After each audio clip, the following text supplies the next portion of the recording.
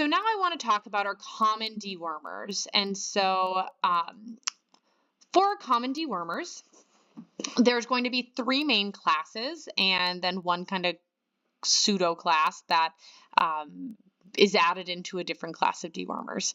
And so talking about these, I want to be very clear that what they say on the box and kind of what I have of what it's designed to target up here is not what it can still effectively target. So research has been done that has evaluated the efficacy of these classes of dewormers for different horses, different regions, and so on. So I have a chart below we'll go over that explains the efficacy of these different dewormers based on the research we have. So the first class of dewormer I want to talk about is our benzimidazoles. And so these are going to be like our fenbendazole or our oxybendazole. So Panacure, Safeguard, Anthalcide EQ would be examples of this class of dewormer. This dewormer is designed to bind to beta tubulin in the microtubules of the parasite. And so to translate that, these are all parts of the cytoskeleton that helps make up the structure of a cell. So by binding to that and interfering with that, it prevents cell division and it inhibits kind of this energy metabolism and structure of that cell to ultimately kill the parasite. And the next one we have are our tetrahydropyrimidines, or our pyrantals. And so these are going to be like our strongid would be an example of our pyrantals, and they mimic acetylcholine, which is a neurotransmitter that we see involved a lot in muscle contractions. And by mimicking acetylcholine, it creates an irreversible muscle contraction, leading to paralysis. And so with our different types of pyrantals, we see either a paste dewormer or a daily dewormer. I cannot say this enough when I say please do not give your horses a daily dewormer. It is just contributing to resistance, and honestly at that point it's probably not going to be doing anything, because when you're giving it daily, you're just giving the parasites access to it so they can learn how to survive it. So you can use the paste dewormer if it's effective for your horses. A double dose can target tapeworms among some of the other parasites it's designed to target. That leads us to our third class, which is our macrocyclic lactones, and these were created most recently, which I think was still back in the 90s, so not terribly recently. And as a result, they're going to be our most effective class of dewormers, depending on the parasite that we're trying to target. But they are designed to target nearly all parasites except for tapeworms. But we will add the tapeworm dewormer to some of these macrocyclic lactones to also target pretty much everything. And so once again, we see the mechanism of action being paralysis, and the parasites basically starve to death because they can't swallow.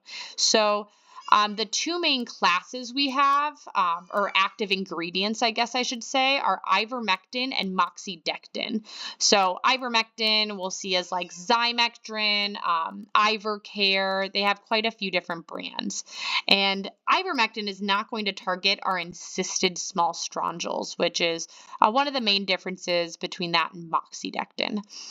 If I remember correctly, I do believe ivermectin is more effective at targeting stomach bots, however. So you have a little give and take. So our moxidectin we're only going to see in the form of Quest in the United States. And this will target encysted small strongyls, but from what I've heard, it's a little controversial whether or not we do want to target them or how important that is. Which leads me to that last like quasi pseudo class of dewormer, which is our isquinoline pyrazine or praziquantel. So our praziquantel is often going to be added to ivermectin or moxidectin, and it will target tapeworms. So when you see Zymectrin Gold and Quest Plus or Equimax. Those all have praziquantel added into them and can be used to target our tapeworms. And so moving into our chart, here are the different active ingredients that we have up top, or classes of dewormers, and then the different parasites down the side. And so what we see here is so green means it works, yellow means it's starting to not work, and red means it probably doesn't work. And then purple means it was not designed to target that specific parasite. So as we see, large strongyls is looking really good, and that's why it's not really a problem anymore. Rotational deworming, if it did one thing, is it knocked large strongyls out primarily, and as long as horses do have a regular deworming schedule, large strongyls shouldn't be an issue. It can be targeted by dewormers. Small strongyls, however, not looking so good, right? So benzimidazoles, pyrantals, resistance is pretty widespread. As a result, we go to our macrocyclic lactones for our small strongyls. We can do moxidectin or our 5-day fenbendazole to take out the encysted small strongyls. If you want to do that, moxidectin is the preferred choice because while fenbendazole, that 5-day power pack, will take out the encysted small strongyls, odds are it's not going to take out those regular mature small strongyls, so our moxidectin kind of hits both targets. Looking at our ascarids, we have a switch, right? Our benzimidazoles and pyrantals are going to be early indication of resistance, but more effective than our macrocyclic lactones, which is why it is very important to do a fecal egg count, especially for our young horses. Which parasite do they have, so we can pick the dewormer accordingly. Pinworms, benzimidazoles, and pyrantals again, with benzimidazoles tending to be more effective.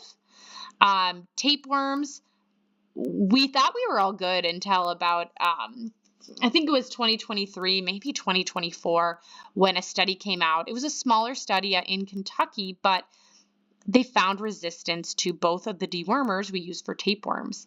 And we thought we were good for so long, and we might not have been as good as we thought because we really didn't have an effective way to evaluate tapeworm presence in our horses. So we just kind of were like, yeah, everything looks good, but we need to do more studies need to come out, but it's not looking so great, and that's kind of a little scary. And then again, our macrocyclic lactones can be good for our stomach bots. So this chart should give you a pretty good idea of which dewormers work for which parasites, but without testing or kind of knowing the signs of them, that's kind of a key part to knowing which dewormer to be using. Additionally, a fecal egg count reduction test is really the only way to know what is working for your herd. So that's going to be a good practice to get into to determine which dewormer is going to work best for you and your horses.